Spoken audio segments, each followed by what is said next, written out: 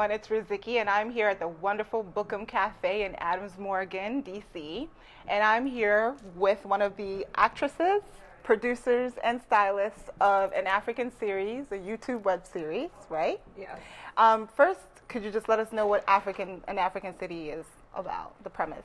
Well, An African City is about 5 beautiful, successful women who decide to return to the continent, and they're kind of all looking for love. So it's really like, it's the story of the returnee, and it's also the story of just an everyday, powerful women who are trying to find their soulmate. There are 7 billion people in the world. Every once in a while, one of those people find his or her way home. What I looked at is like women from the actual African continent. It's not just one, Nigerian thing. But could you just talk about some of the characters on there? Yeah, so we have Sade, who is half Nigerian and half Ghanaian. And Mama Ya is the main character. She's Ghanaian, and she was living in New York and decides to move back to Ghana to pursue career stuff in quotations, but really she's looking for love. My family left Nigeria for the States when I was just 5. There's Ngozi is my character. She was raised in Maryland, and she moves back for a job. She works at USAID and does international development.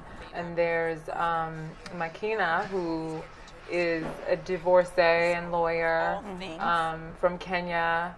Moves back. Yeah. You're like, Kenya. Yeah. Moves back.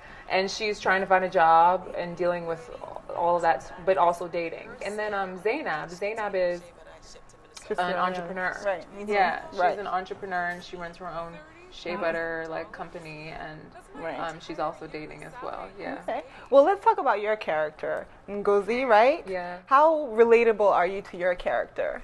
I met a man at church.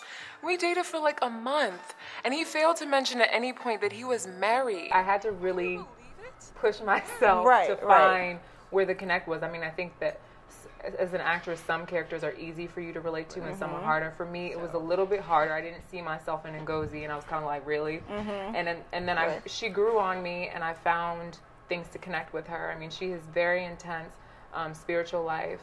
She's just kind of, just sweet, naive, hasn't experienced a lot when it comes to love. Right. And then she's like sold out for Jesus. So she doesn't believe that she should have sex before she gets married. So she kind of represents that traditional, perspective of like, this is the way that women are supposed to behave, like that.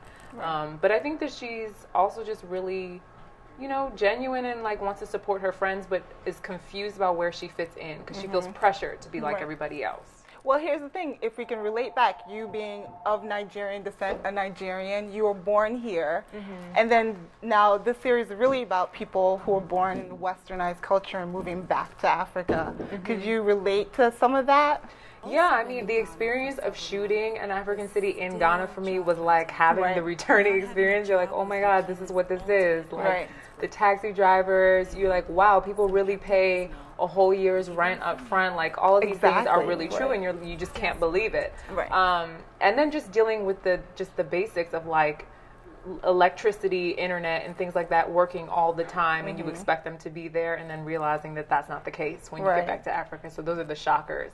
But I mean, I relate to that awkward feeling of being, a Nigerian born here, raised here, and, being in that space of identifying with my roots and then also identifying with being sort of Americanized or like Western culture. So it's like finding that balance between connecting with your roots and representing that.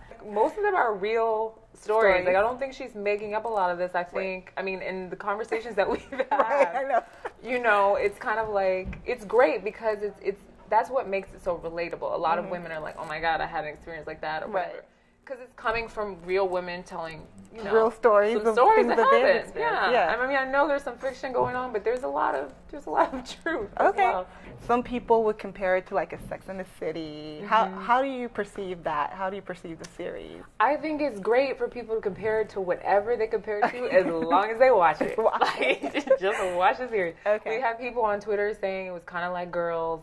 It's kind of like Single Ladies. Right. The Sex and the City comparison is very strong, obviously, and I know that Nicole loved Sex and the City and that she watched it and she was inspired by it. But I think that what she has created has a life of its own.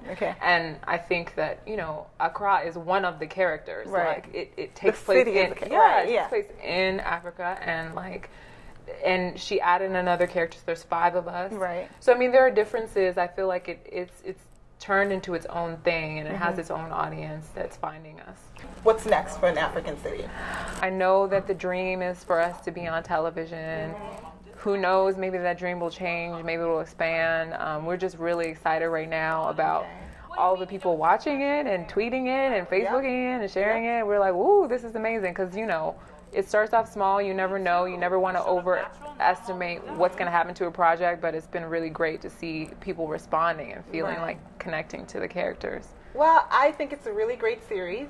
I hope our audience watches it and everyone else watches it. Thank you. Good luck on the success. I'm glad everything's going well. Thank you. And look forward to seeing you in other projects as well, right? Yeah, you will. Okay, well, thank you so much, Esosa, for talking to us, and have a wonderful day. All right, you too. Okay.